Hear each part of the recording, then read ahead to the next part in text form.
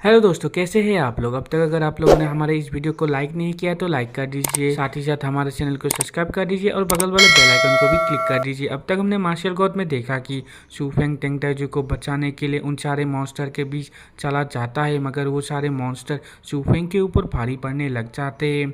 तभी अचानक से एक पावरफुल एनर्जी आके उन सारे मॉन्स्टर को खत्म कर देता है और आखिरी में हमने देखा था कि उधर इजिप्शियन गॉड जैसा एक बहुत ही बड़ा मॉन्स्टर आ जाता है जो शू फेंग को अपने साथ ले जाता है। तभी हमें दूसरी तरफ दिखाया जाता है शू फेंग अभी भी उस मॉन्स्टर का पीछा कर रहा होता है। तभी शू फेंग अपने मन में सोचने लगता है ये मॉन्स्टर तो बहुत ही तेज है, मगर मुझे लगता है इस मॉन्स्टर के पास कोई ब्रेन नहीं है, इसके पास सिर्फ पावर ही है। क्या ये जानता है मैं इधर किसे ढूंढने आया हूँ? क्या किसी और का ऑर्डर फॉलो करके मुझे इधर लेने आया है? तभी डेंग डेंग शू फेंग को कहने लगती है, शू फेंग ये बड़ा सा डॉग तुम्हें क्यों बचा रहा है? क्या तुम्हारा कोई रिलेटिव है? इस बात को सुन के शू फेंग डेंग डेंग को कहने लगता है तुम ये सारे नॉनसेंस बातें करना बंद करो, और कहने लगता है शायद इस डॉग की वजह से मेरी लाइफ की कुछ मिस्ट्री सॉल्व हो जाएगी। और तभी हमें दिखाया जाता है वो लोग किसी एक अजीब जगह में पहुंच जाते हैं, जिसको देख के शू फेंग कहने लगता है ये जगह से मुझे वैसा ही फील आ रहा है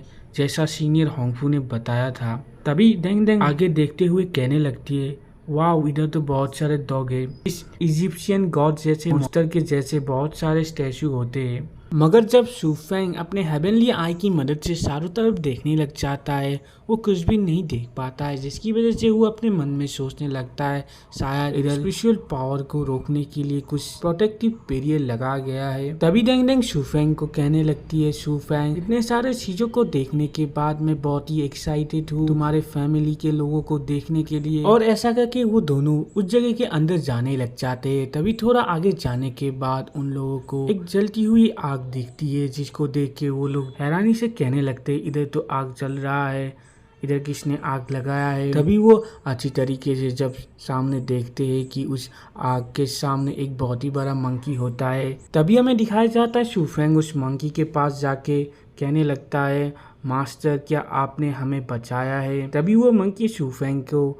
घूर के देखने लग जाता है, मगर कुछ भी नहीं कहता है। तभी शू फेंग इस मंकी को देख के अपने मन में सोचने लगता है शायद ये कि कोई ऑर्डिनरी मंकी नहीं है। तभी दिखाया जाता है डेंग डेंग इस मंकी को देख के कहने लगती है पहले हमने इतने सारे डॉग को बाहर देखा, अब इधर हम एक मंकी को देख रहे हैं, क्या इधर कोई जू है? तभी शू फेंग कुछ सोचते हुए कहने लगता है शायद इस जगह से मेरा फैमिली का कोई रिलेशन है। तभी इस बात को सुन के शू फेंग उस मंकी के सामने झुक के कहने लगता है सीनियर मैं आप रेस्पेक्ट दिखाना चाहता हूँ और मेरा नाम शू फेंग है। तभी वो मंकी शू फेंग की तरफ देख के कहने लगता है तुम तो बहुत ही कमजोर हो, तुम्हारे पास जितना पावर है उस पावर की मदद से तुम वापस आने के लिए कैसे हिम्मत कर सकते हो? तुम जल्दी से इधर से वापस लौट जाओ। तभी मंकी का ये बात सुन के शू फेंग कहने लगता है सर क्या आप मुझे जानते हैं? क्या आप मुझे बता सकते हैं मेरे फादर अब किधर है?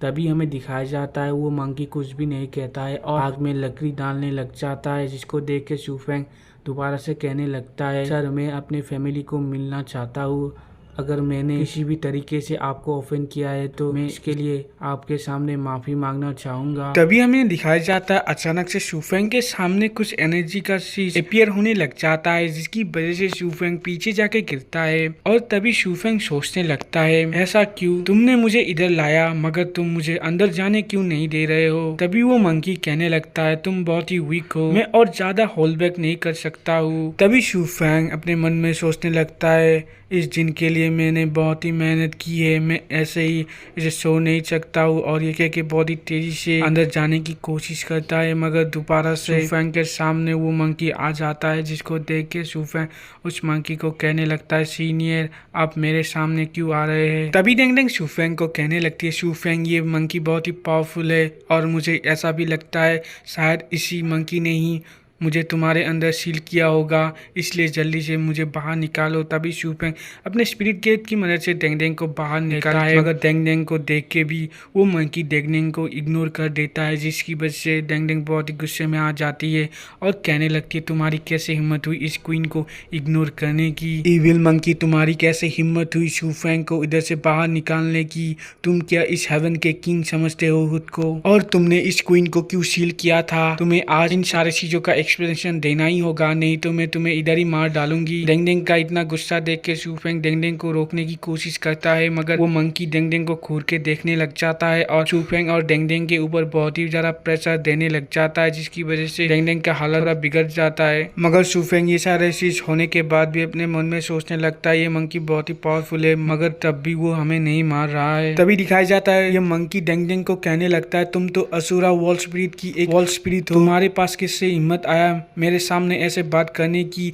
तभी शूफेंग उस मंकी के सामने जाके कहने लगता है सीनियर डेंगडेंग ने अपना पावर खो दिया है सील होने की वजह से, इसलिए वो थोड़ा नाराज है। मैं होप करूंगा कि सीनियर इन सारे बातों को समझ जाए। तभी हमें डेंगडेंग को दिखाया जाता है जो कुछ कहने की कोशिश करती है, मगर हमें दोबारा से उस मंकी को दिखाया जाता है जो गुस्से से कहने लगता है अगर कोई स्लेव अच्छी तरीके से बिहेव नहीं करता है तो उसका सारा ब्लेम उसके मास्टर पर आता है। इसलिए अगर तुम मेरे सामने कुत्तों पे आके अपनी जिंदगी को बख्श देने के लिए भीख मांगते हो तब मैं सोच सकता हूँ इसे जिंदा छोड़ने के बारे में, नहीं तो आज मैं इसे इतना मारूंगा कि वो दोबारा से जन्म नहीं ले पाएगी। तभी शूफेंग सीरियस हो जाता है इन सारे बातों को सुन के और उस मंकी को कहने लगता है सीनियर अगर मैंने आपको ऑफेंड किया है तो आप मुझे उसके बारे में बता सकते हैं, मगर आप कुछ भी नहीं बोल के मुझे इधर से निकालने की कोशिश कर रहे हैं।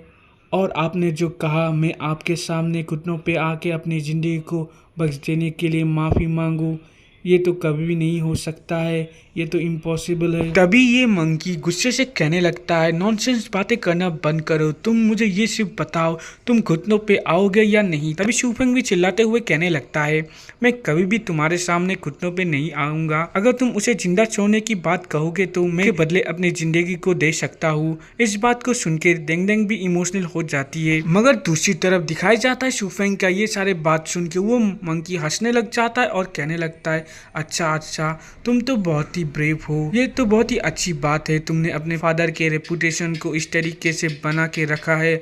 और ये कि वो मंकी शूफेंग को किसी जगह की तरफ ले जाने लग जाता है। तभी दिखाया जाता है डेंगडेंग ये सारा कुछ देख के उस मंकी के ऊपर चिल्लाने लग जाती है और उसे मारने की धमकी देती है, जिसको देख के शूफेंग डेंगडेंग को दोबारा से अपने स्पिरिट वॉल के अंदर भेज देता है, मगर डेंगडेंग चिल्लाते रह जाती है शूफेंग मुझे बाहर निकालो, आज तक किसी ने मुझे इस तरीके से बेइज्जत नहीं किया है, मैं इस मंकी को इधर ही मार डालूंगा। तभी शूफेंग कहने लगता है तुम्हारे पास इतना पावर नहीं है कि तुम ये कर भी पाओ, अगर मैं तुम्हें इस तरीके से बाहर निकालूँ तो तुम्हारे साथ साथ मैं भी मारा जाऊंगा, तुम क्या यही चाहती हो। इस बात को सुन के डेंगडेंग भी कुछ भी नहीं कह पाती है। तभी हमें नेक्स्ट सीन में दिखाया जाता है शूफेंग डेंगडेंग को बाहर ला चुका होता है, मगर डेंगडेंग उदास होकर कहने लगती है शूफेंग सिर्फ तुम्हारी वजह से ही मैं ये सारा कुछ झेल रही हूँ। तभी दिखाया जाता है वो मंकी पीछे मुड़ के उन दोनों को कहने लगता है तुम दोनों क्या तेजी से आगे नहीं बढ़ सकते हो। और इधर ही हमारा आज का एपिसोड एंड होता है। वीडियो अच्छा लगा तो लाइक शेयर और कमेंट कीजिए।